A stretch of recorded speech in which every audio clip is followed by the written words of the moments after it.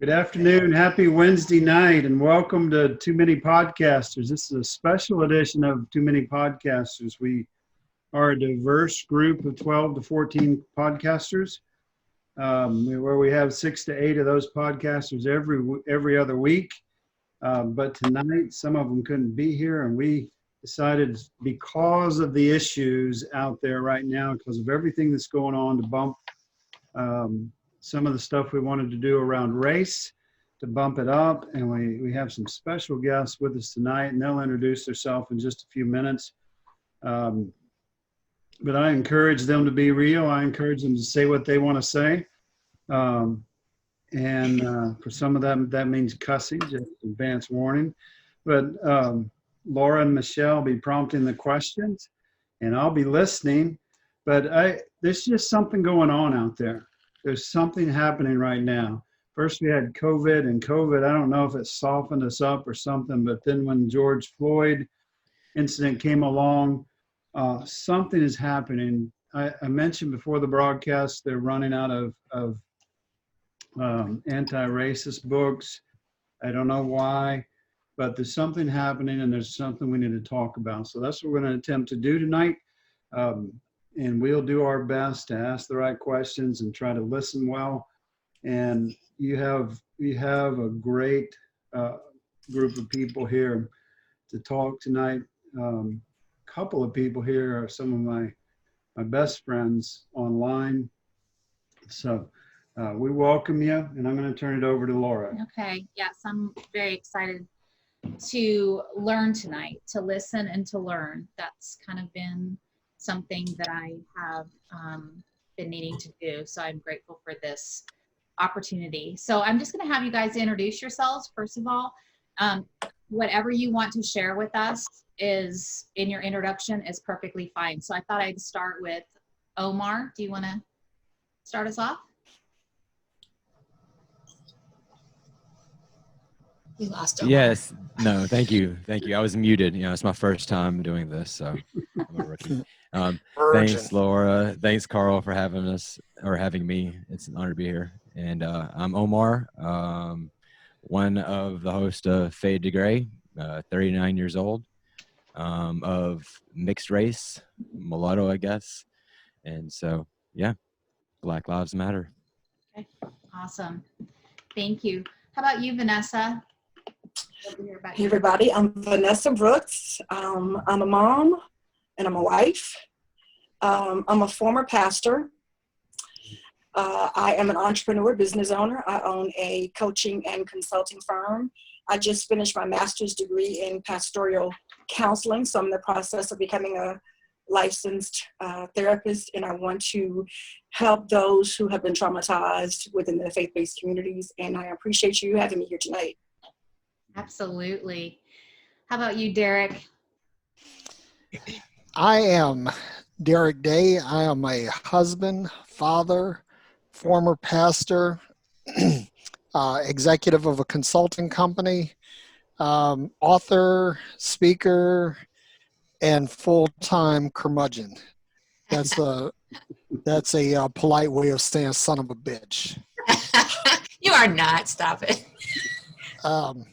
Yeah, so Polite son of a bitch. Hey, you know the song, man. Now you're messing with. I love that song. Yeah, that's like one of my favorites. See, y'all didn't know a brother could rock like that. I did. Yeah. So that's me, and yeah, and I'm happy to be here. Just some awesome folks here, ready to learn. Yep, we're glad to have you. Cole. Well, I am Cole Johnson. I am an author, husband. I also work at USA Today. I beginning a coaching service on divorce, and I am a huge sports fan. So if I throw sports references out there, please don't hold it against me. What's your NFL team? It's the Houston Texans. Okay. Oh, okay. Yeah. We can accept that. Yeah. The messed up part is I moved to the city where the team that I rooted for as a child now resides. So yeah, I can't root for them anymore. And I mostly call myself, claim to be a child of God, and hopefully, not only hopefully will my experience, I guess, in this realm would help. I hope I can learn too, because that's really the name of the game. Name of the game with this is learning. Yeah, Just learning. definitely. Thank you. Michelle. I'm nobody. I didn't know you were going to introduce me. Come on.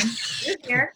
We want to Miss hear Michelle. about I'm Michelle Collins. I'm just here to help facilitate questions and to learn and to hang out with some people that I respect greatly. So Awesome.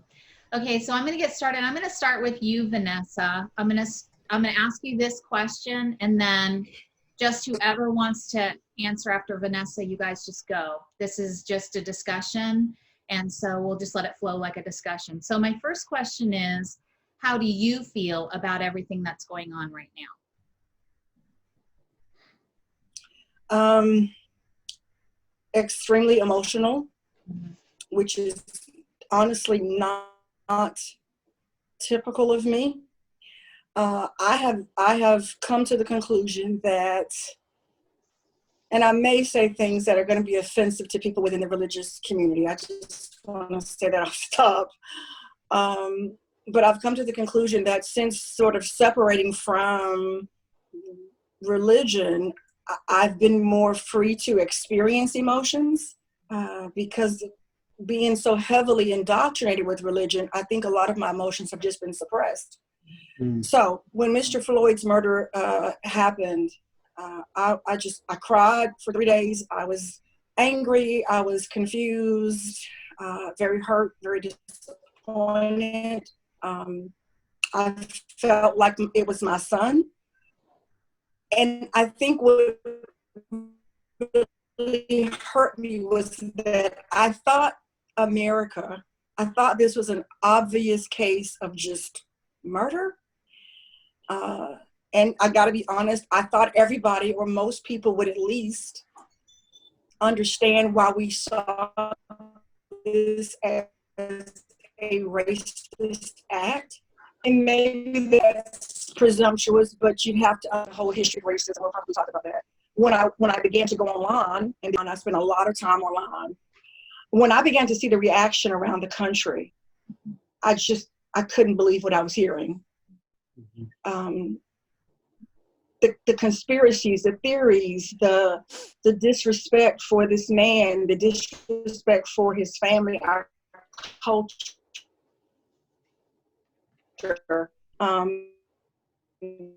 It felt so I came to the realization, as painful as it is, that there's a disconnect, and I don't know how much I can share right now. We'll be here talking about it, but I think, I hate to say white American because I don't like the labels, but that's what we all, the country gave us these labels, by the way. I didn't come up with that. I think the American culture, I think there's a lot of microaggression that goes on within white America. And when I say microaggression, I think sometimes the prejudices, the biases, and even the racisms can be so subtle.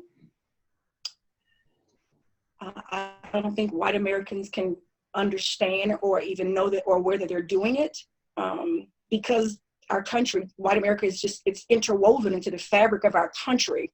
And I don't think white America can really understand that.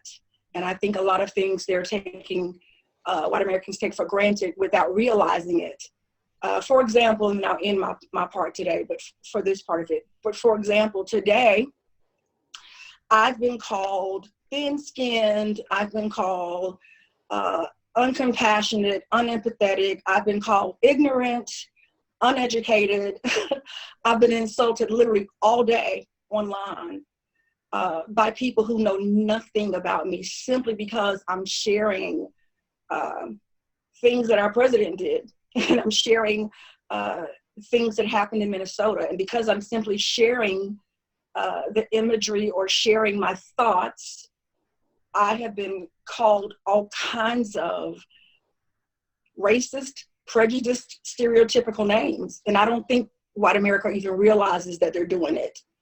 And that's what happens in macroaggression when you are the dominant race and your culture is interwoven throughout culture.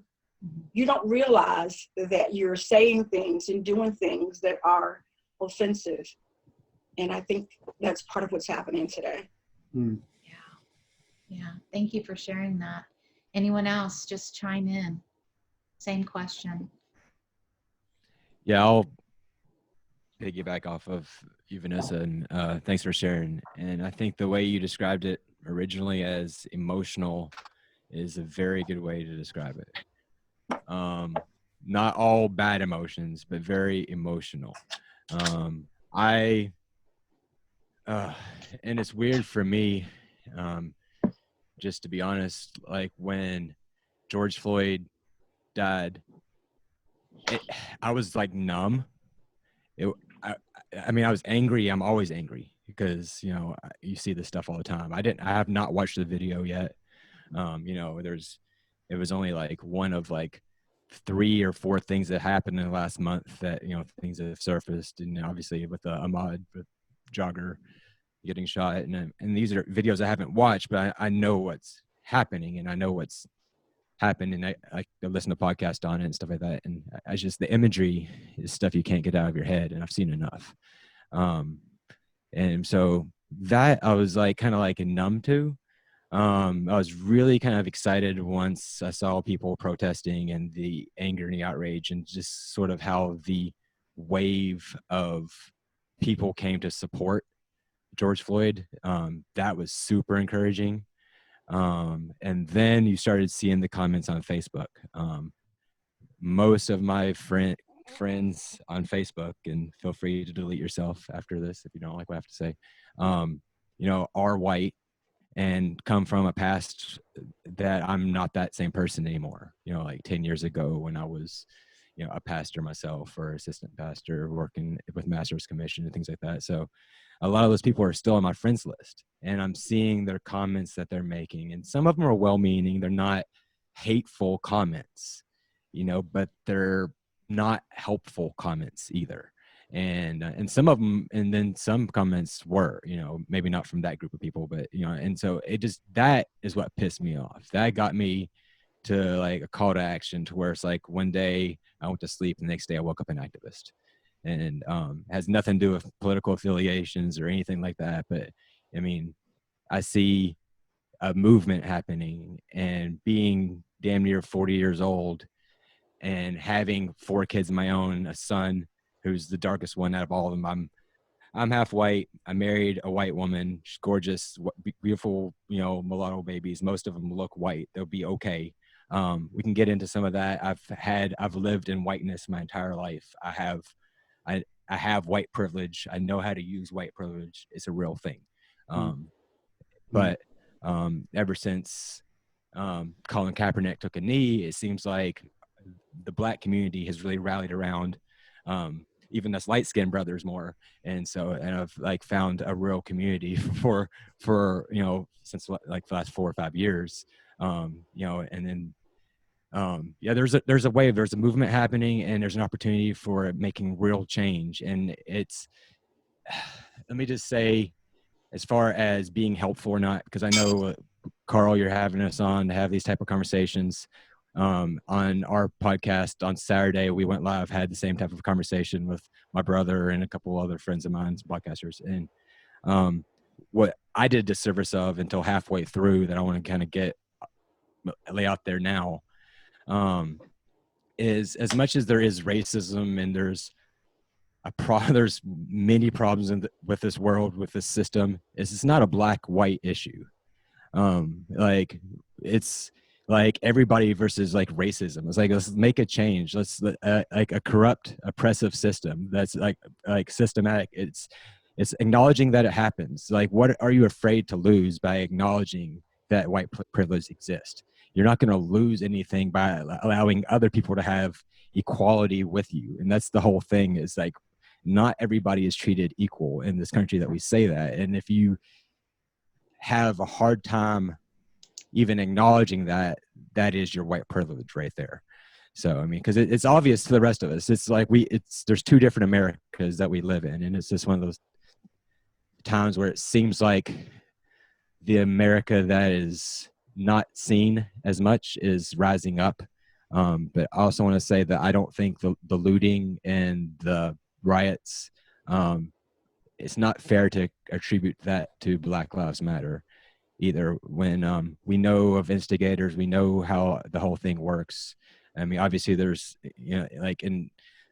it's wrong to steal, it's wrong, but people were pissed off. And it's time right now to acknowledge that people were pissed off and we're not going to take it anymore, and take a stand for that. And yes, justice will need to be had for, I mean, you shouldn't steal, but hey, 2020, the year of reparations, right? So anyway. Mm-hmm. Thank you. Thanks for sharing that. Cole or Derrick? I'll go ahead and chime in. I am at the intersection of hope and despair. Mm. Despair because when I saw George Floyd die like an animal, I thought about my 5 black sons. And this is the thing that really irritates me about some of my white brothers and sisters, and I'm going to drill into that in a minute. Some of them say, well, he was a lawbreaker and he got what lawbreakers get. But there's this thing in America called due process. And this man was robbed of that. If he committed a crime, or whether he committed a crime or not, he was robbed of due process. The second thing is that even if he did commit a crime, even if he was caught red-handed, even if it was proven beyond the shadow of a doubt, it wasn't a capital offense. So I'm when I saw it, I was like, really, that's par for the course. That's America. America doesn't give a fuck about black people. It doesn't. And but what really surprised me. Now, there are some of my friends like Michelle I've known for some time, and I know where she stands on equality and racial issues. Carl and Laura, I haven't known you very long, but you guys have been very vocal and very active in the fight for justice. And Vanessa, I've seen what you've done. But I want to call out some people by name who have been instrumental in this fight. Keith Giles, Jason Elam, Bo Hoffman, Matthew DiStefano, Jory Micah, Joanne Maldonado. I could go on, but these people have been at the forefront of calling this bullshit.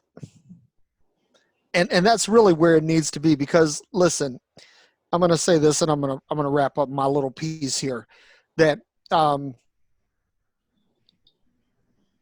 when you put contents under pressure, I don't care what they are, whether they're carbonated or non-carbonated, then when you put contents under pressure and then you agitate them, those contents are going to react violently. Come on. When they're uncorked. And so when you see what's happening in America with black people, listen, I'm not in favor of riots. I'm not in favor of stealing. I'm not in favor of looting. I'm not in favor of social unrest. But I understand. Yeah. Right. It's not hard to understand. Yeah. And we've been caged up for the last 3 months. And so everybody's pissed off. Well, I'm okay. I live pretty good. I can always go out and get in the pool or something like that, and I'm not complaining about being locked in, because I built what I have for that express purpose, because I like being at home and I actually like my wife and kids. But this is one more thing I just want to say is that if you looked at the murder of George Floyd and it doesn't tug at your heartstrings, that it doesn't sear your conscience, that it doesn't burn in your mind, well, you're just a heartless motherfucker. Sorry, but that's the way I feel. And now I'm done. For real. 100% agree, Derrick. Well, before I begin, Carl, Laura, thank you for having me on this platform. I appreciate it. Omar, Derrick, Michelle, Vanessa, it's a pleasure to meet you all for the very first time. Likewise. Now,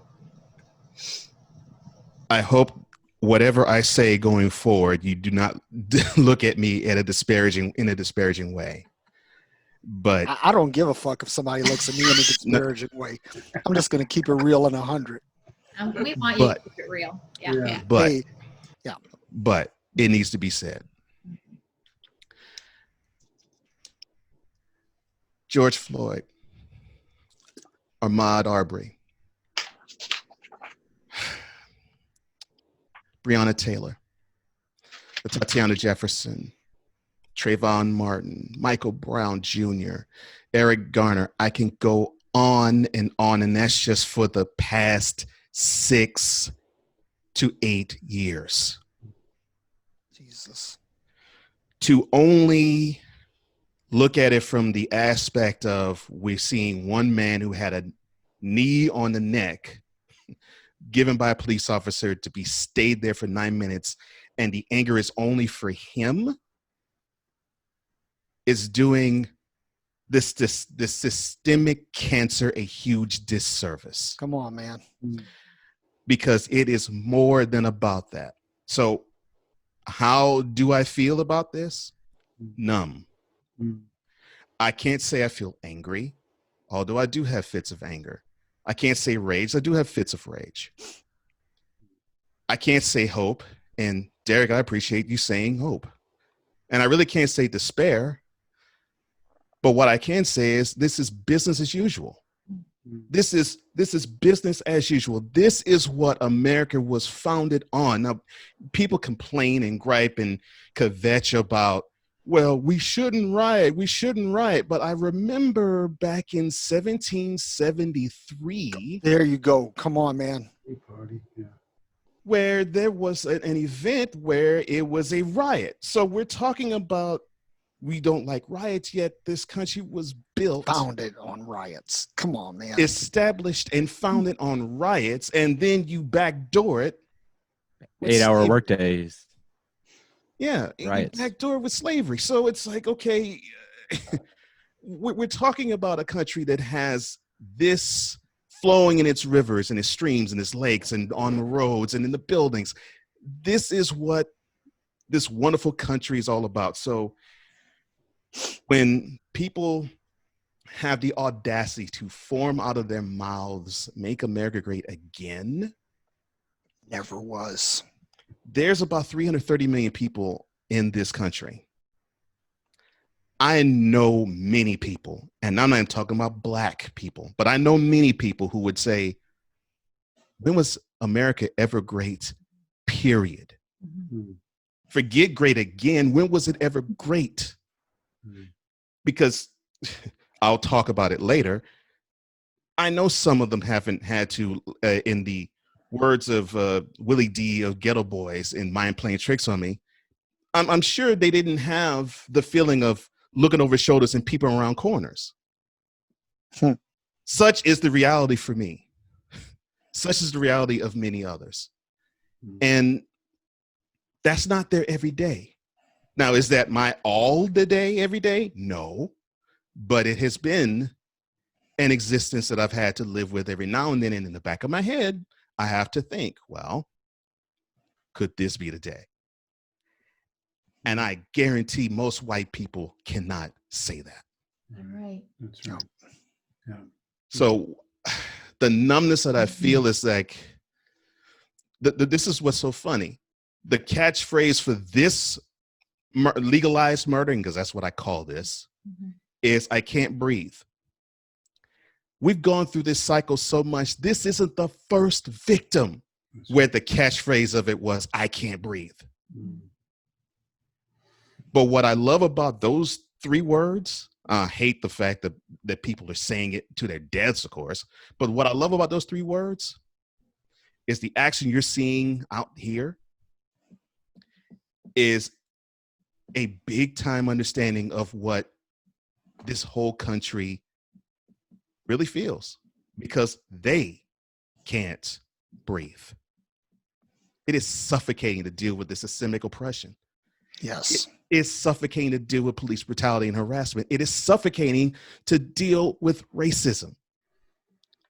It is a suffocating feeling, and it feels as though you cannot come up for air. And you don't need to have a police officer put a bullet, a knee to the neck for that to be understood. You don't need that. You don't need that. All you need to do is just be darker than mulatto and live in America. That's all you need to know. And you're suffocating. So what I hate about all this is that I've been feeling this. This is not new. No. This is not new. I mean, it's the same thing, and I think the same way with, whenever all the other murders has happened. Like, oh boy, here we go again. Here we go again. God damn it! Right. I keep saying that. So how are they gonna get off this time? Yeah. What are they gonna say in the autopsy report? Just wait for the autopsy report. They're gonna get off. What's third degree murder? I mean, come on. Yes. Yeah. And that brings me to my last point.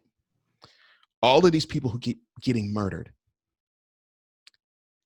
they don't receive the justice due. No justice. Nope.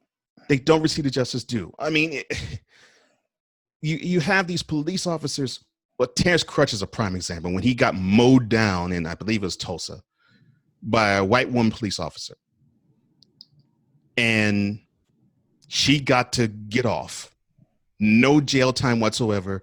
But what she had to do was she had to formulate, I guess you could say, a police officer trauma center. Like, she was a coach for people who were police officers and they went through a trauma like she did. How does that family feel? And unfortunately, there are too many families in America that feel the exact same way as Terrence Crutch's family does. Man, let me say this: that you have Falando Castillo, which to me, yes, Falando Castillo's murder is the one that really set me off, and it was the thing that divorced me from Christianity. Okay, because this man was pulled over for a broken taillight, and he was executed in front of his fiance and his daughter. Now, his 4-year-old baby has got to process that for the rest of her life. Gosh. And for every person that said, well, maybe if he had done this, maybe have done this, all the armchair quarterbacking. Something, it's like, I really believe in empathy and compassion. I believe that that's the root of love, and I try to live by the law of love. I promise you that I do. But when I saw that, and every time I process that in my mind, I can't imagine the pain, the grief, the agony that my wife and my sons would have to endure after seeing me executed for a broken fucking taillight. I can't wrap my mind around that. And so when you start talking about, well, people were saying, well, we got to wait until all the facts come in. I said, this time, no, we don't need to wait for the facts to come in. The facts are naked and bare and laying on the floor like George Floyd was. So no, fuck your facts. Yet that That's police hard. officer, yet that police officer gets off. Then a black police officer who accidentally killed a white woman, he gets jail time. He gets jail time. Exactly. It's a joke. It is a Yeah. joke. Yeah. And when I tell people, I said, we have to live with this every day. It's, I was in the Navy, and I've seen and done some things, and and the PTSD of military service doesn't even compare to what you have to deal with. Because I've been at the business end of police brutality. I have the unfortunate mindset of being a car nut. So I've had a lot of cars. I'm 58 years old, going on 58, and I've had 42 cars registered in my name. And some of them were very, very nice. Matter of fact, most of them are very nice. But being a black man in a nice car, in the eyes of some people, is a crime. So I've been pulled out of my car. Is this your car? License and registration. Where are you going? The full third degree. I even had one where I was slammed on the hood of the car and handcuffed for no reason. I filed a complaint and nobody gave a damn. So anyway, that's our reality. And I just wish that somebody had the same empathy and compassion for me and people that look like me as I do for them. My ask is not great. Right. It's not. Just compassion.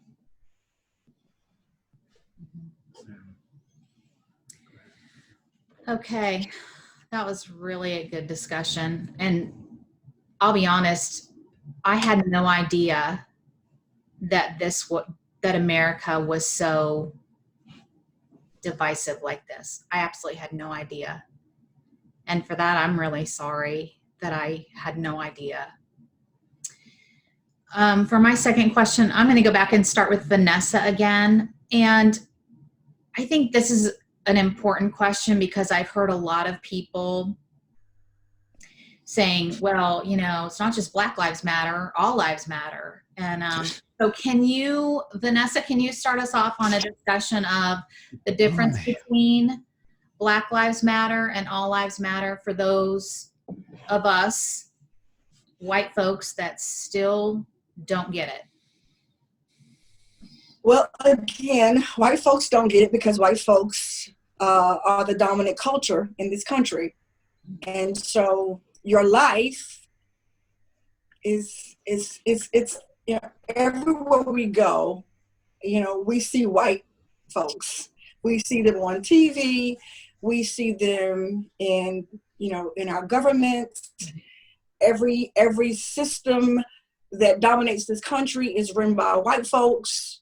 So you guys don't see it because you're in a bubble. And I'm not saying that to be offensive, but you're in a bubble because you're the dominant culture. And this is what I want white people to understand. It would be the same way if we were the dominant race and we establish a culture that becomes the mainstream culture. I wouldn't see it either. For example, I was in church all my life. My sisters, or some of them are watching, so don't y'all get me, sissies. But strict, just indoctrinated with religion. I'm talking about just holier than thou. That was me. So a lot of things outside of my religious lens, I couldn't see either. Even when people would say, you're kind of fanatical, Vanessa, I couldn't see it because I was dominating that culture. So that's the first thing. Black Lives Matter, you have to go all the way back to the first slave ship that came over here, because that's where Black Lives Matter starts. When you take a people and kidnap them and remove them from their own culture, remove them from their own beliefs, and you polarize them, such as what was done to my ancestors, we were called things like, and I quote, the undeveloped. Christianity was branded, which is, Derrick talked about why he left Christianity. My sisters, one of them might get me because she don't know the whole story, but the reason I left Christianity is because when I began to research the history of it, I can't connect to that God anymore. White Americans used Christianity to enslave my ancestors. So Christianity was branded as the world's only true religion while mocking the religious beliefs of African Americans. And so all of our practices were mocked. Our beliefs were branded as superstitious, cults, idolatrous, devil worshipers, and then the infamous nigger. Nigger became the brand for not just my ancestors, but every other Black American that would be born through the womb of a Black woman, because we need to understand that trauma passes through the DNA. Sure does. Yes, it does. So trauma, and so racism is trauma. And when you see all the looting and the fire, even though we're not really doing most of the looting, but when you see all the anger and the frustration, this comes from not just the current. I'm traumatized from what my great-great-great-great-great-great-grandmother experienced in addition to my own experiences. So everything about me was dehumanized. Everything about my culture was dehumanized from the first day we got here. That has taken a toll on the brain, literally. It's taken a toll on the brain.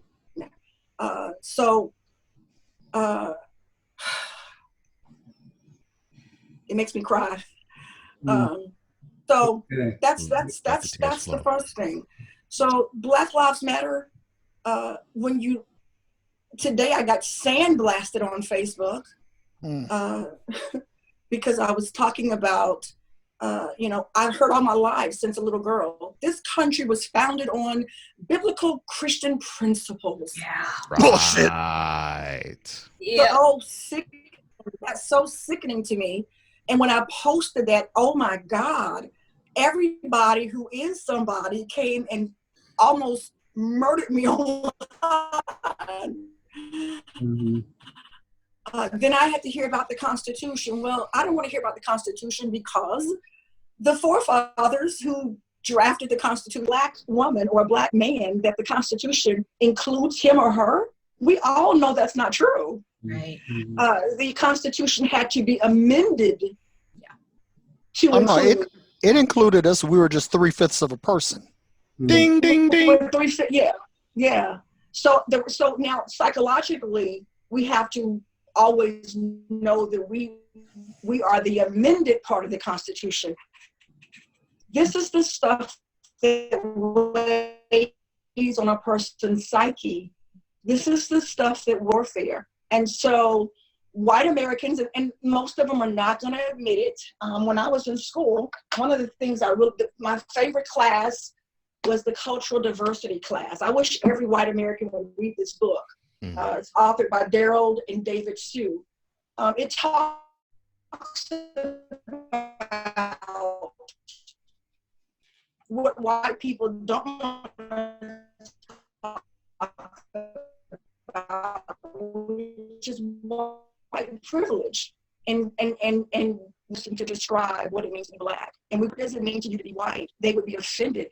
White people do not want to connect to a race. And I think it's because they are so disconnected from racism that they don't want to acknowledge that there are things that identify their race as superior. So that's where these biases come in at. And white people have to at some point have this kind of conversation and talk about the cultural conditioning that has taken place within their race. Yeah. There's biases and prejudices and stereotypes that you all received as children. And you didn't know what was going on when it happened, because it's a generational conditioning that you guys have received.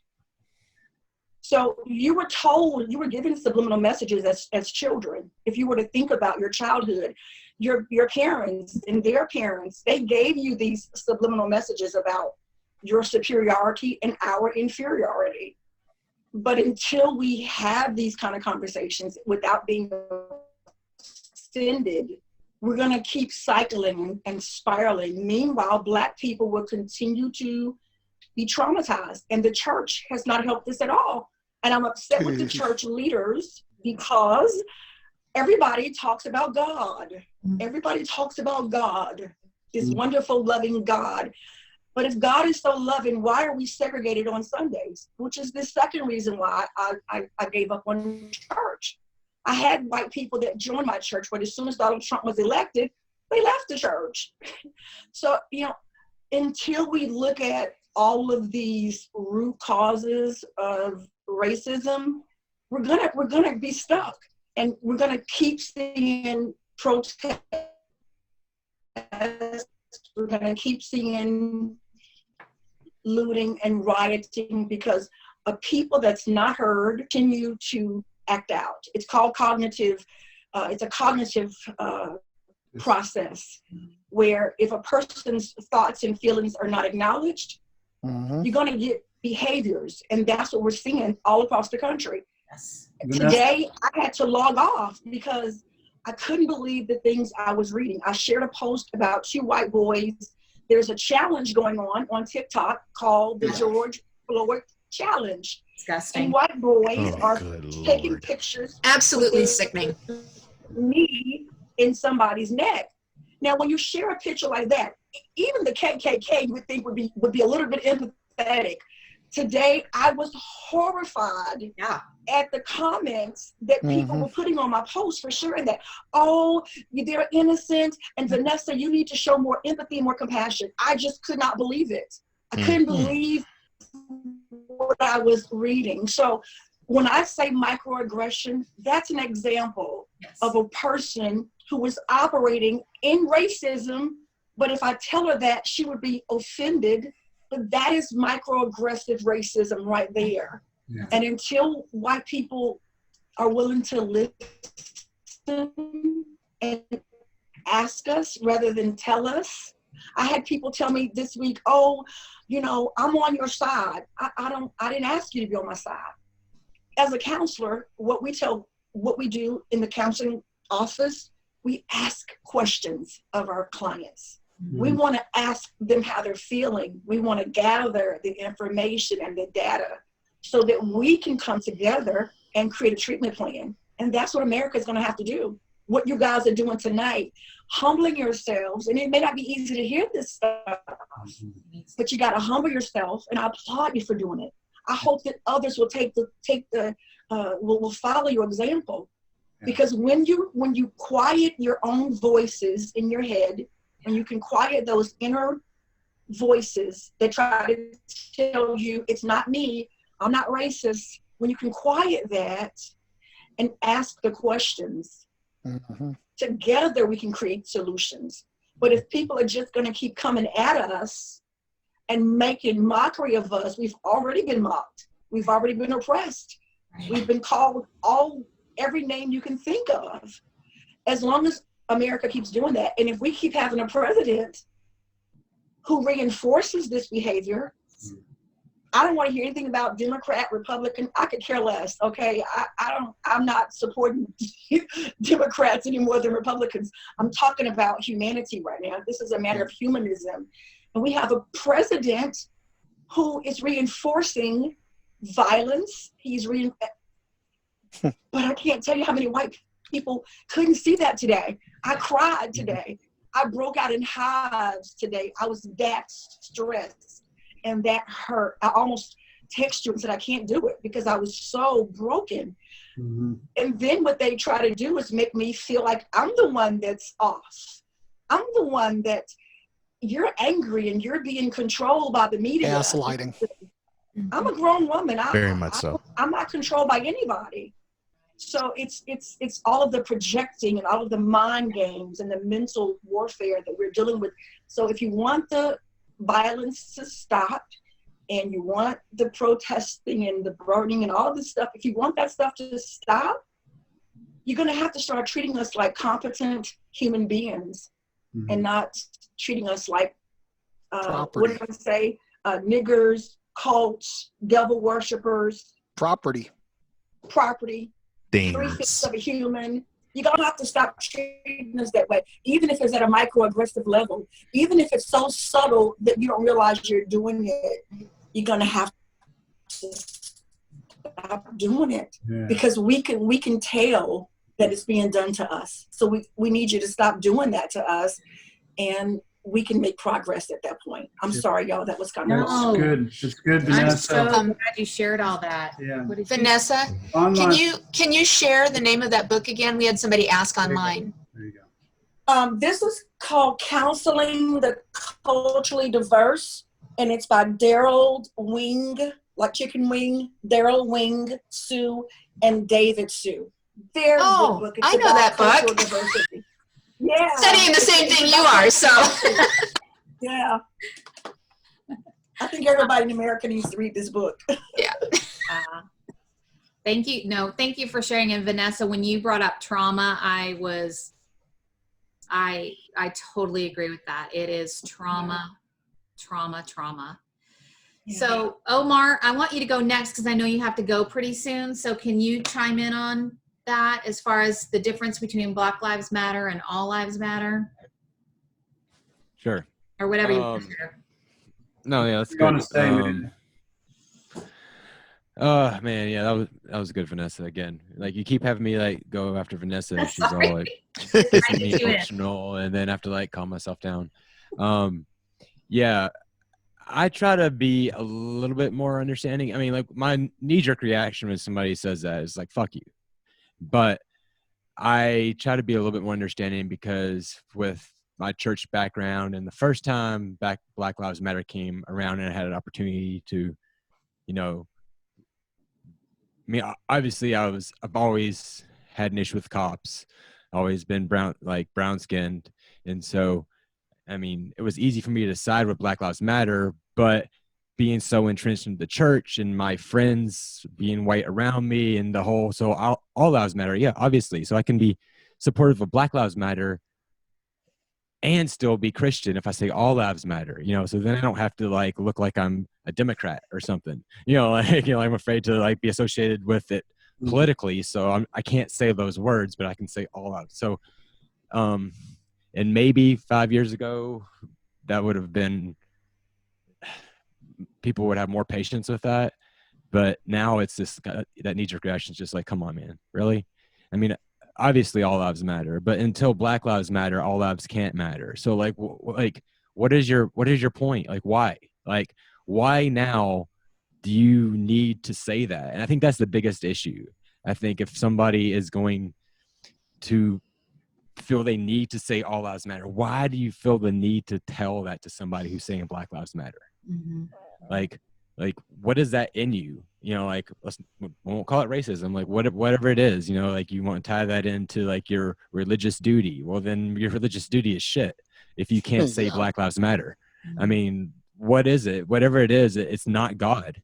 You know, and so, you know, talking to, you know, you Christians right now, the people who have these conversations, and they're like, what do you want me to say? I can say all lives matter. Why can't you say Black Lives Matter? What's going on here? Like, there's something deeper going on here, but you want to have a conversation about Antifa instead. So whatever. I mean, Exactly. I can't do it.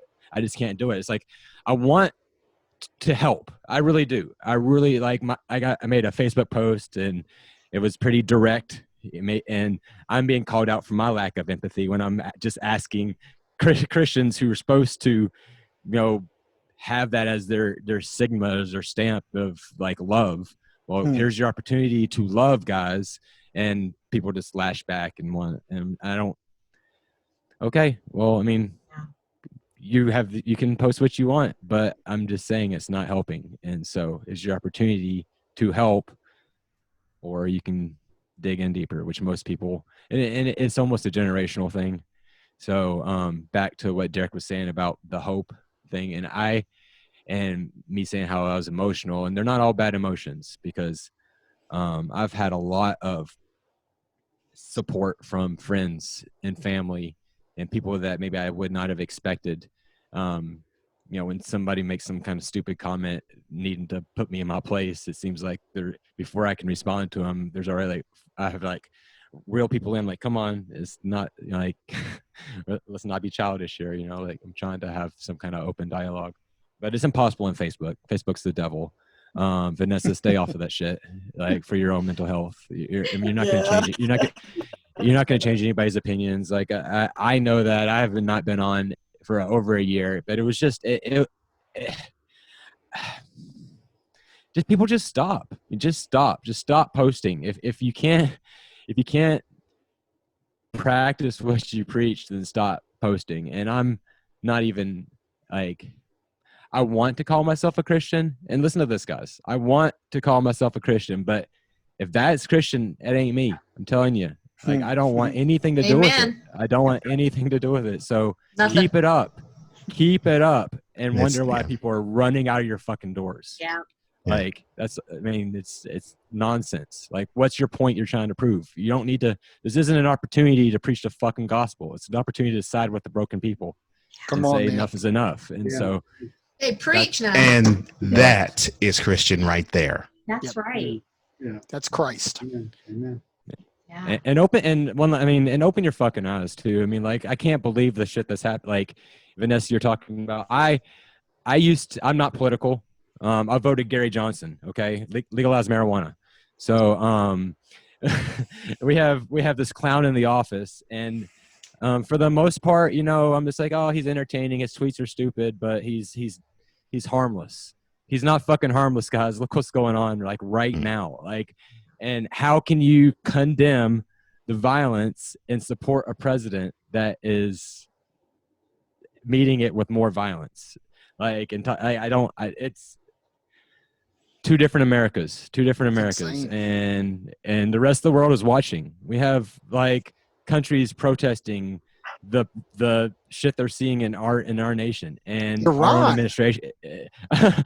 administration can't see it. So what's it gonna take? And you want to be mad about people fucking burning down the Gap? Like, what? Like, I don't get it. Like, I don't, like, get mad about something else. You know, like, and yeah. Anyway, Property means that much to people. it's Property means that much to capitalism. people. Yeah, and that's the reason why it takes that much for change. And I guess I will say that because, Cole, you said something earlier about what was it, 1773 with the Boston Tea Party, and I just this was off a friend of mine's post on Facebook, and as you're talking earlier, I kind of wanted to look it up, and I'm just gonna list all the different riots that changed American history for the better. And so we did 1773 Boston Tea Party, 1836. The abolition riot in Massachusetts led to the Liberty Act in 1843. 1855, the lager beer riots in Chicago, basically for liquor licensing increased from $50 to $300. So people were pissed off about that, and they rioted, and it changed. 1884, Cincinnati riots, traffic outrage over manslaughter. So that led to removal of two corrupt politicians. 1886, Haymaker Affair, blah blah blah. So like there's like 10 more. 1964 Rochester race riots, New Jersey riots, and all these riots led to like legislation happening and actually made change. If you like to have 5-day work weeks, if you like 40-hour work weeks, I mean, those happen because of riots. And to sit there and then condemn people who are angry and people who are trying to make change instead of like realizing that there's a fucked up system, and that's what we're rioting against. We're not rioting against Target. And yes, there's collateral damage sucks. But there's also instigators, and there's a lot more going on but behind the scenes than what the news media tells you.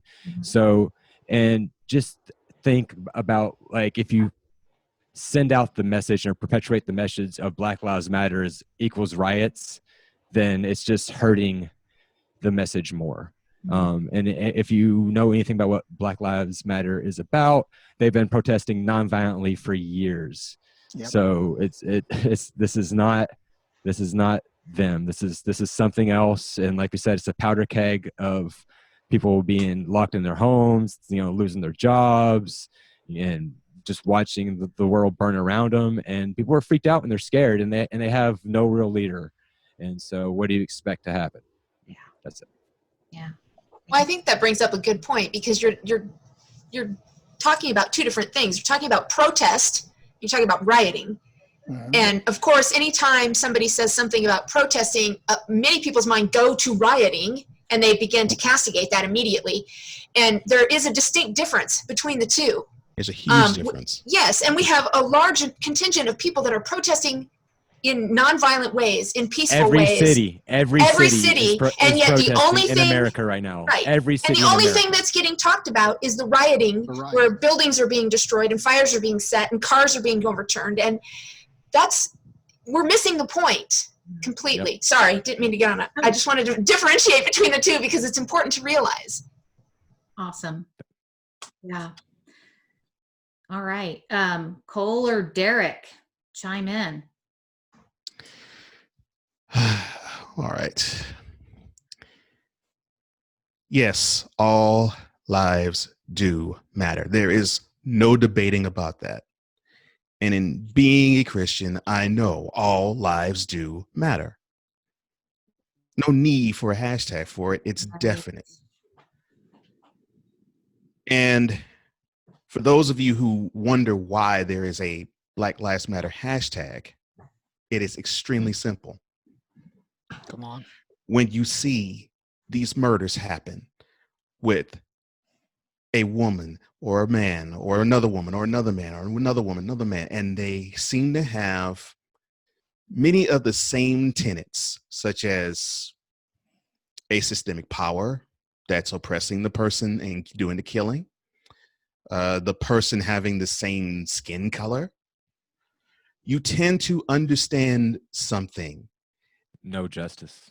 You tend to understand that to really go real far and left.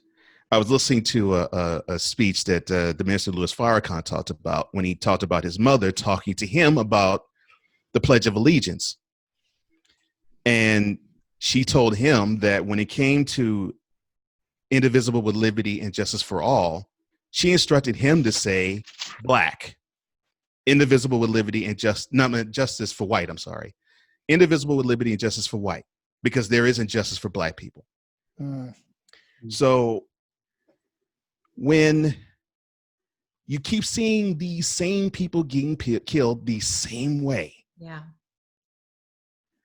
it is an understanding that, look, you say all lives matter, but apparently to you, it doesn't. Because if that's the case, people who look like me wouldn't be getting killed, and people would actually give a crap about people like me being killed. Exactly. Yeah. So it is a cry for attention, proper attention. Unfortunately, just like protests, fortunately like protests, and unfortunately like riots are. It is a cry to attention. It's a cry saying there's something amiss here. There's something afoot. There's something problematic here. Mm-hmm. And if you can't address the fact that you don't feel any type of compunction for any human being, I don't care if they look like me or not, any human being who is murdered in the callous way that a George Floyd was murdered, and there's something wrong with you. Because I don't care about the color of the guy. I don't even care about the age of the guy, because he's actually close to my age.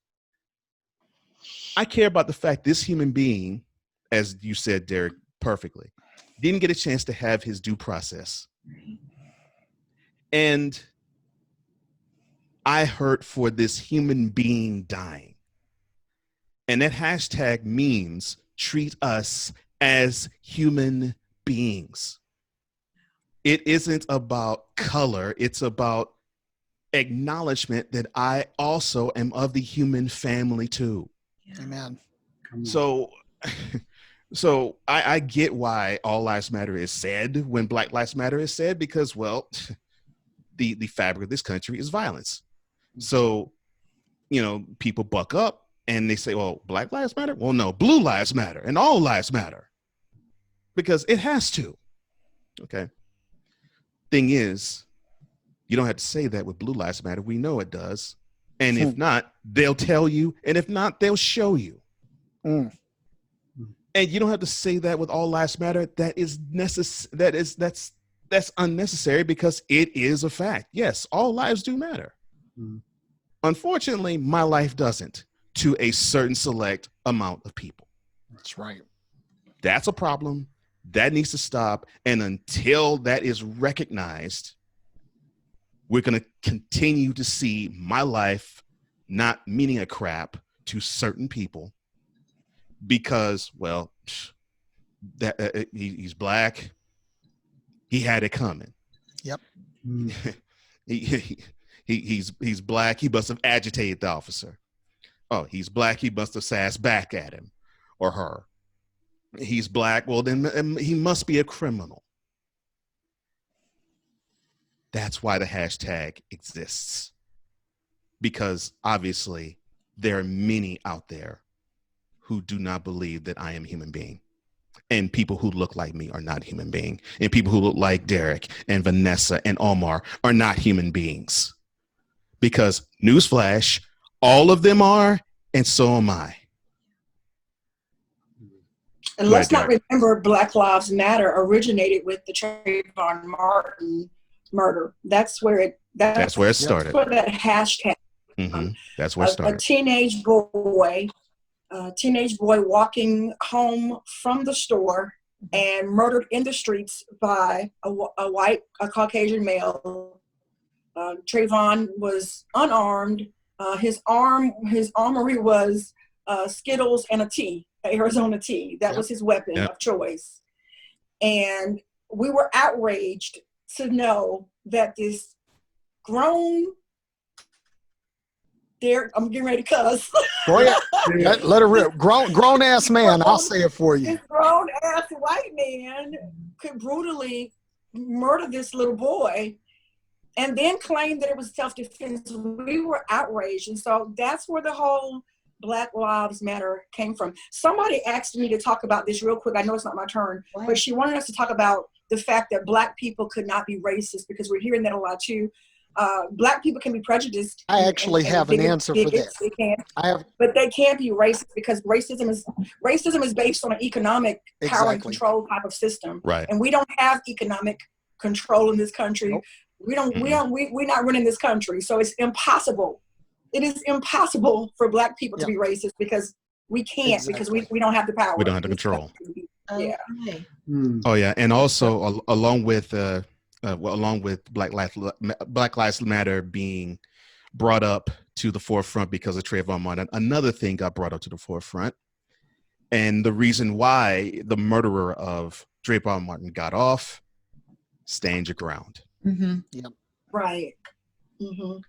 Stand your ground. It gets to the point where you have someone like a George Zimmerman who can murder a child and he gets off scot-free, yet we can have a Black woman shoot a warning shot at somebody trying to get into her house, and she gets locked up for 20 years. Oh, I thought it was more than 5. Okay. But she got put in prison. Yeah. Yep. For firing a warning shot for someone to enter to her house. That's why Black Lives Matter exists, because of that type of stuff right there. Wow. You know, when a house is on fire, the fire department is called, and the fire department comes out and they put the fire out on the house that's burning. Now, ostensibly, all houses matter.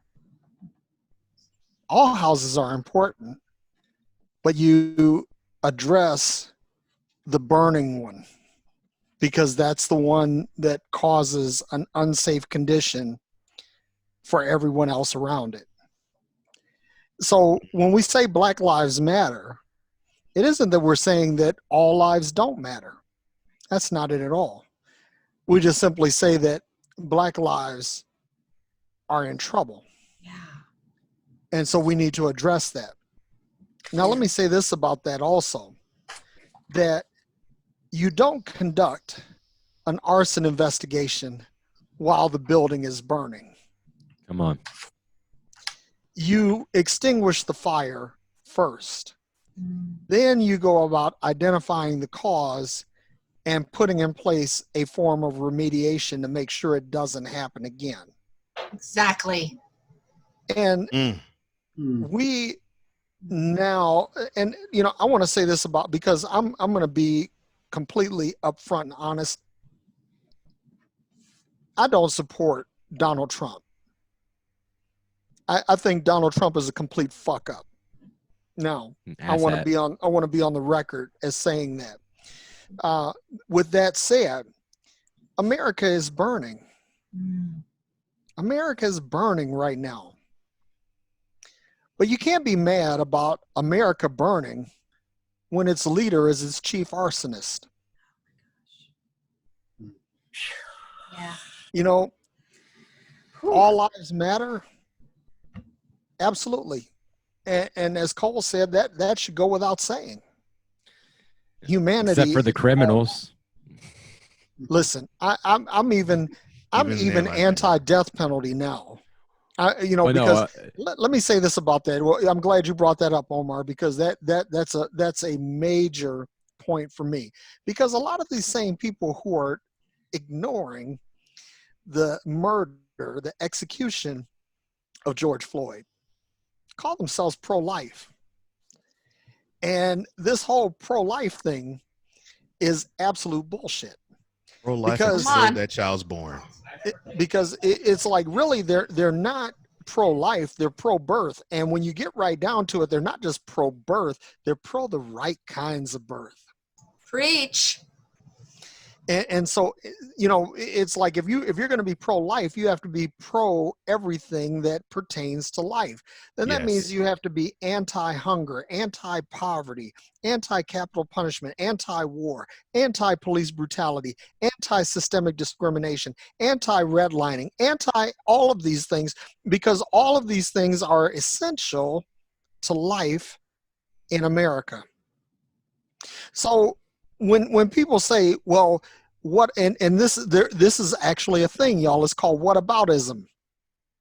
Whataboutism is like one of America's favorite pastimes, because when you call something out, it immediately it's what about, you know, no, not what about. Listen, you deal with the situation at hand. Yeah. You know, you don't try to fight a war on multiple fronts. You deal with the enemy that's in front of you and vanquish that.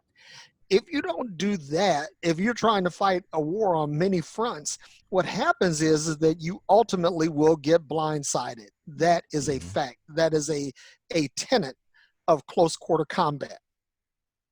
So when people say when I say Black Lives Matter, and people say all lives matter, I'm like, what's your real intent here? Yeah. What's the real agenda? What's the real end game? Because the reality is, what you're telling me, you're making it abundantly clear that you really don't care what happens to me. Yes. Now, I'm going to say this, and I'm going to shut up after this. Well, no, I got one more thing I need to say.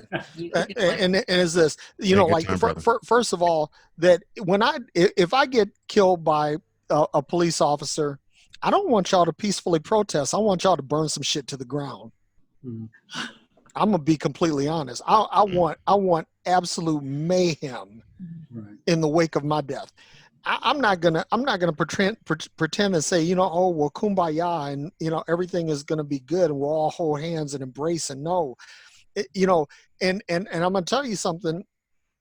I'm a peaceful guy, and I'm all about peace. I'm all about anti-violence, but I'm also very skilled.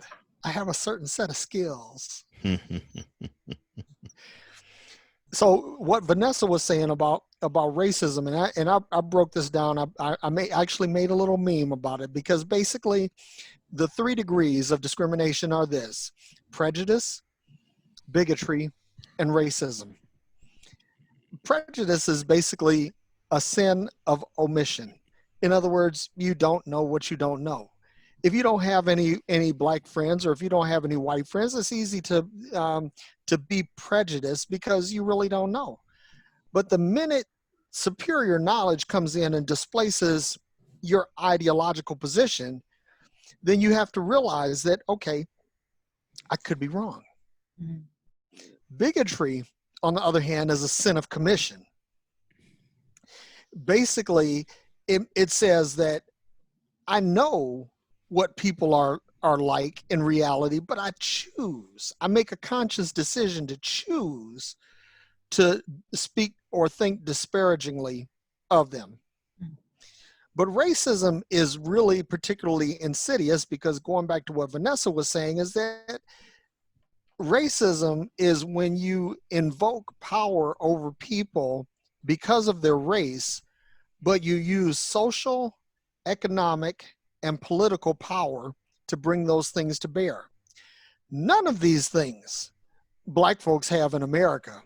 We don't have social power, we don't have economic power, we don't have political power, and therefore, by definition, we cannot be racist.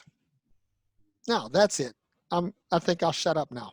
Good, man. That was really good. And That was. again, I'm learning like so much, because I just lumped it all together. Yeah, Carl has a question.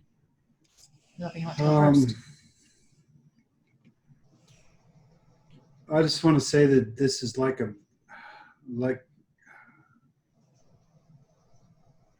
it sounds really superficial to say I'm feeling your pain.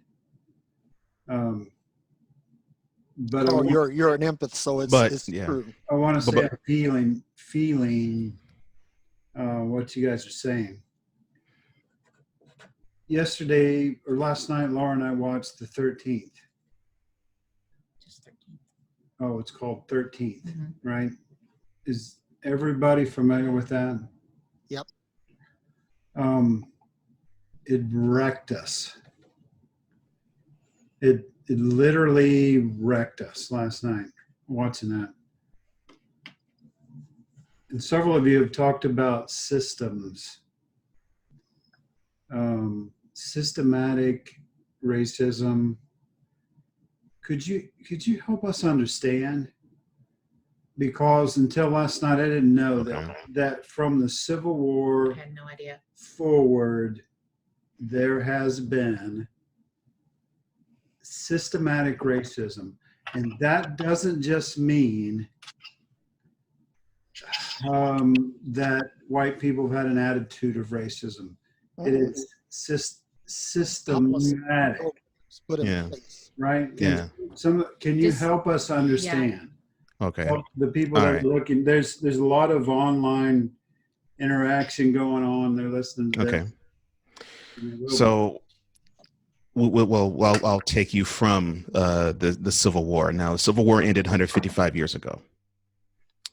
And we had a period called the Reconstruction, where for 12 years, you had freedom. Freedom to the point where blacks could own land and they could be elected as representatives for the people. And senators. And senators. And senators.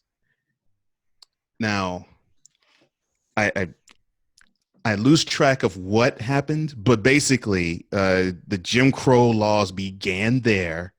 You had people in power who say, well, wait a minute, we can't have the former slaves get all this power. And so starting in 1877, that started to systematically get chopped away and salted away. And it brought you to the point where, and I think Laura, you and Carl probably know this, the Jim Crow laws, where you had signs in the South where it hung, where it said literally on bathrooms, on water fountains, and in other places of establishments, no blacks, no Mexicans, no dogs. Hmm. No blacks, no Mexicans, no dogs. Now, that was for the South. For the North tried to pretend as if it was progressive and all that, but just look at the major cities: Chicago, Detroit, New York, Philly, DC. Look at all of those major cities. You have areas where you had a whole lot of white people, and you have areas where you have a whole lot of black people. Now, the areas where mostly white people lived, it was prominent. It was prosperous. It had a lot of money flowing through the city. With most, not all, but with most of the black communities in those cities in the North, you didn't have that. You had squalor, another form of systemic oppression happening in this country. So fast forward to the 1960s, part of what Jim Crow actually helped black people understanding was you had these black businesses that were propping up, and you had success there, and you started to have this middle class that was building up in the 20th century, and everything seemed to be okay until, of course, you had the unrest of the 60s. And you had many legislation that was pushed through, which was fine. The Civil Rights Act of 1964, the Voting Act of Rights of 65, because you got to understand, when people like Derrick, Ryrie, maybe even Omar would go, and Vanessa definitely would go into these voting booths, we would get presented these voting questions. We would actually have to prove that we were intelligent enough to vote. Another form of systemic oppression. So all this legislation gets pushed through in the 60s. And of course, you had all the unfortunate happenings of people dying: Medgar Evers, Robert Kennedy Jr., John F. Kennedy, and Martin Luther King Jr. So we supposedly are all free now. No Jim Crow and all of that. Yet in the 70s, you started to see the Good Old Boys Network come to the forefront in private sectors and saying, well, we can't really hire you because we have our favorites. Another form of systemic oppression. And you had to have affirmative action come into play so that the playing field could be leveled. Now, of course, many of us have heard that the playing field isn't level because of that, because people think that because I'm black and I would probably use the affirmative action to level the playing field, they say, well, you don't need that. You don't need that at all. We wouldn't need that if it is heavily apparent that at every single turn, no matter if it's private, public, governmental, or even residential, that we wouldn't have issues getting loans for businesses. We wouldn't have issues getting the proper jobs that we would have. We would have better resumes than a white counterpart, but the white counterpart would get the job over us because we weren't white. And those things still are in effect in June 3rd, 2020. So when we say systemic oppression, systemic power, systemic issues clogging up the works, that's what we mean. Thank you. Love to hear from anybody else who wants to share about that. You know, one of the things that my wife and I did, we took our kids out of public schools, our two youngest ones, Good for you, because there was a thing that we learned about called the school to prison pipeline. That basically prisons are built, and now they're being built and operated by private corporations and for profit. Yes. And so, like any business, they have to do forecasting. They have to determine what the need is in order to remain viable as a business. And so they began to develop algorithms to determine how many beds they would have to build. And the way that they came about doing this is by looking at kids as young as second grade and determining whether or not they would be part of the criminal justice system or not. Horrible. So what happened was, one of my sons had a bully.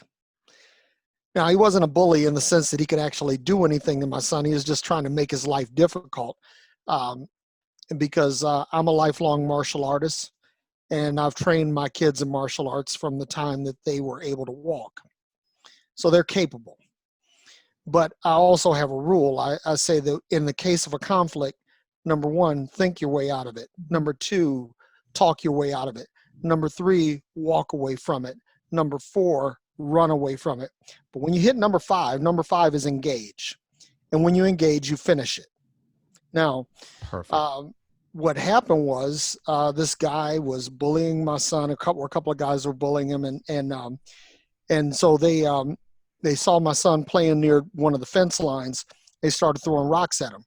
So one of the rocks hit my son in the face, and he said he had enough. And he went over there and he laid the smack down to this kid. And so the school wanted to expel my son. And he said that he had violent tendencies. And I know that's a code word for he's a little too black. So I asked what was being done to the kid who threw the rock and hit him. I said, because, now here in Arizona, they call the cops on altercations between grade school kids. And I said, my son was hit in the face with a rock. That's assault. So I want you guys to handle this the way you would handle every other kid. And they said, well, we're handling it. No, that's not good enough. I want you to tell me who the kid is and what is actually being done. And they said, oh, for privacy reasons, we can't say that. And I said, something? I said, I'll tell you what. You don't have to worry about teaching my kids no more, because I'm going to pull them out of your little system. You're not going to get my kids into your little reindeer game. It's not going to happen. So, the systemic and systematic racism, it occurs through the prison system, because laws had to be enacted to make simple crimes imprisonable offenses. You had systematic racism in capital. I used to be a supply side economics proponent. My minor in college was economics, and I was a Friedman School economist, that I believed in the supply side, that the rising tide would raise all boats. However, the rising tide only raises all boats when the capital is available to every boat, when water is available to every boat. If there's no water available, then the boat can't float. Simple. And so you have that. And then you have things like insurance, where you couldn't get insurance, or you couldn't get loans because of the zip code that you were in, and that area was redline. Or you pay higher rates of insurance, because even today, do you know that in the city of Detroit, where I grew up, that right now the average cost of auto insurance for one car is 38% of a person's income. There's a statistic that says that when you pay more than 35% of your income in housing costs, that you are considered house poor. But this is car insurance, and it is based on nothing else other than the number of black folks in a particular zip code. So when we talk about dealing with these things, I'm at the point now that the riots at a certain level appeal to me, because the riots speak of revolution. And as the last poet said, the revolution will be televised, or will not be televised. But in this case, it will be televised, because everything is televised.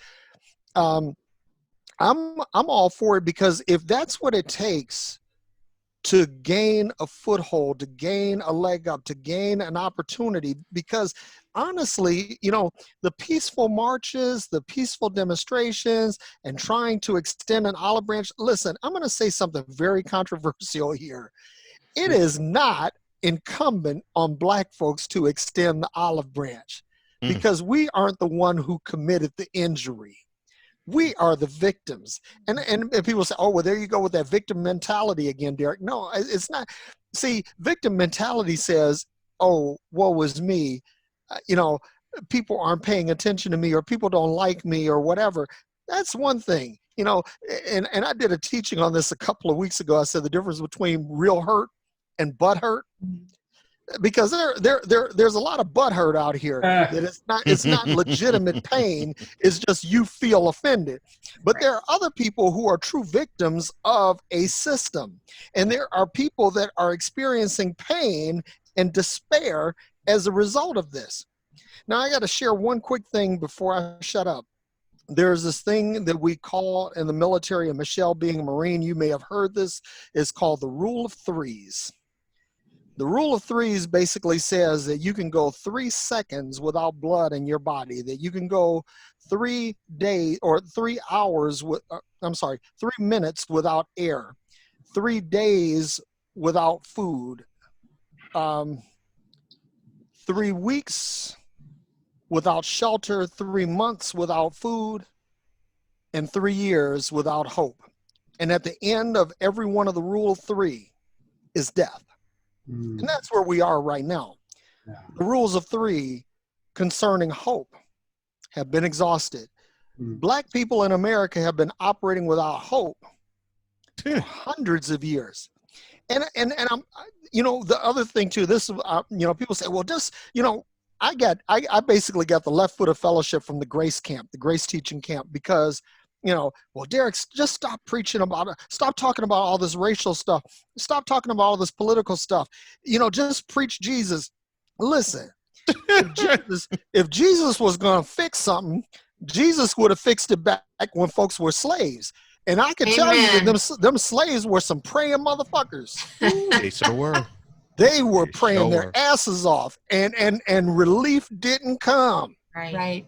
So let Jesus fix it is a platitude. Yeah, it is. And when you give me a platitude as an intelligent, rational man, if you want to see what it is to see Derrick pissed, that's where it gets. Well, the reality is that that's a disavowal of responsibility. To say that, well, Jesus will hand it, is separating ourselves from responsibility, but we are supposed to be Christ in the world, the hands and feet of Christ. And so if we're not fixing it, Jesus isn't fixing it. That's a cop-out, hands down. Where's my organ, Michelle? Yes. I need to hit you in a C sharp, right? Greater is he that was within me than he who was in the world. And amen. Forget that we're supposed to operate with the power of Christ in us. Right. Absolutely. And I can go on and on about how I think it's absolutely weak that a lot of the Christian church has allowed the wussification of the religion as a whole to take place because of politics. But I'm not going to do that right now. Vanessa, do you have anything you want to add to that question? I try to, when we get on the subject of Christianity, I try to be quiet, because words are not going to, for some reason, people don't seem to really understand why we're getting this response from Christians. 2 years ago, I wouldn't have probably understood either. I understand perfectly now. So this next statement is going to be probably very controversial to some people, but Christians act like the Christian God. That's just my experience. That's me. This is not any reflection of the show. This is me. The Christian God is, has favorites according to the narratives in the Bible. And so I think a lot of people who are Christians feel very justified in having racist mindsets because we see that same energy in the Bible. And I think until Christians such as myself, because I was Christian, but until Christians will wake up, and again, I think that Christianity is one of those systemic racist systems as well. Of course, I think the policies are maybe not written, they may be subliminal policies, but I think Christianity is probably the number one system that we're dealing with. And the Bible, don't write me no emails, y'all, because I read the Bible, studied the Bible, preached the Bible, lived by the Bible all of my adult life. So there's nothing anybody could tell me about the Bible that I don't already know. I got you back on this one, sister. The Bible is problematic, and Christians seem to be, such as I was myself. Christians are in a coma, religious coma. They can't see it. Yeah. But as long as we keep supporting these antiquated scriptures that are written in a time that's not relevant to us today, and we keep trying to worship the same God that was being worshiped at very violent, racist times in history, we're going to manifest the same exact results, because that's just the way energy is. When you understand how energy works, if you operate in a certain energy, you're going to get the same results. And so at some point, my prayer is that the church is going to wake up, and that the church will go through a revolution as well. We've got to just say, hey, let's live Christianity from our heart. But if we keep trying to live it from the scriptures, then don't get mad at the Christians who support racism. That's why our president was able to go in front of that church yesterday. Exactly. And hold the Bible up. Why do you think he was able to do that? You think Paula White or whoever his other advisors are have not shared with him in the Bible how God gave kings and people in authority permission to oppress people groups and racial minority? You think they haven't showed him this stuff in the scripture? Yep. Yeah, Christianity is a big problem. Christianity is part of the. Yeah, it is. In my opinion, it's the biggest problem.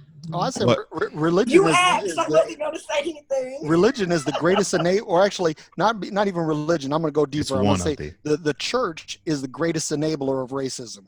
Amen. The church. Absolutely. But you know what's really scary about that photo op that Trump took? You could put him on one side, you could put Adolf Hitler on the other side, having the same type of picture. And it was the same pose. The Bible was turned the same way. It was absolutely scary. Yeah. Just scary. Yeah. Eerie and scary. I'm literally scared. Yeah. I'm literally scared. Dude operates from the Nazi playbook. Gotta be careful. Oh, I mean, yeah. Oh, he definitely does. If you know anything about the history of the Third Reich, I mean, he's running he's running those plays right out of that playbook. It's like the Republican version of the West Coast offense. I mean, the dude is trying to. How do we pray to the same God that approves? I'm conflicted mentally, emotionally, spiritually, because how do we pray to the same God that oppressed our people? That's the message that I want to. This may sound a little bigotry, I don't mean for it to, but that's the message that I want a lot of Black Christians to wake up to as well, because I don't think Black Christians understand how they are oppressing themselves.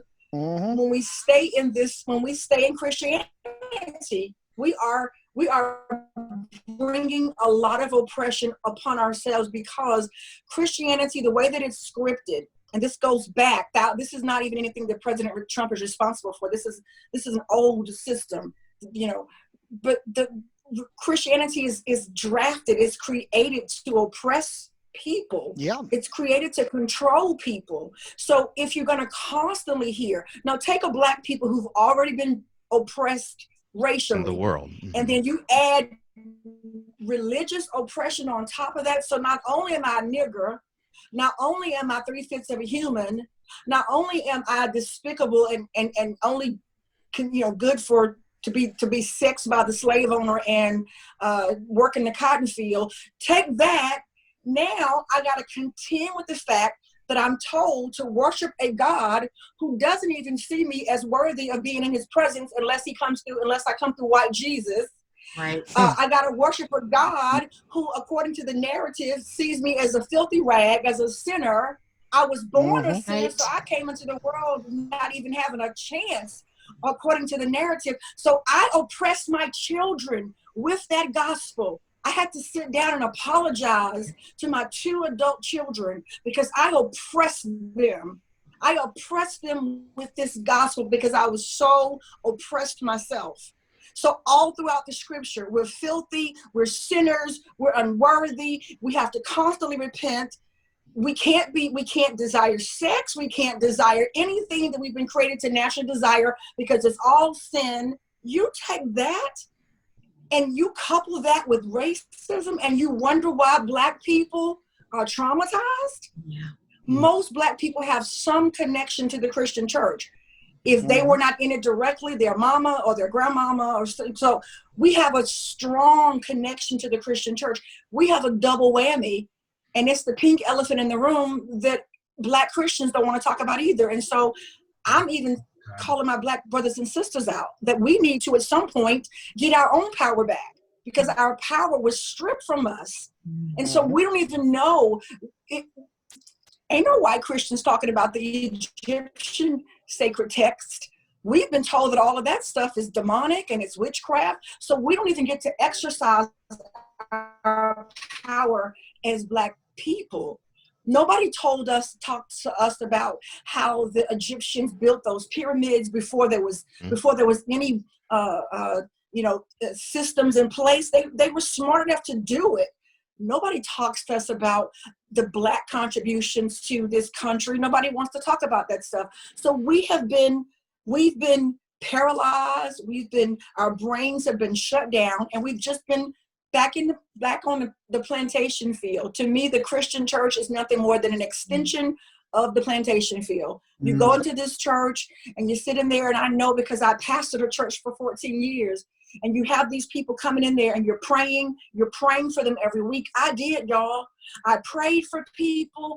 I was in the community, feeding people, clothing people, teaching the Bible, teaching the love of Jesus, all I knew how. Why wasn't I changing lives though? Because all I was doing was further oppressing people. What I should have done was told them, you're beautiful. You're loved by God.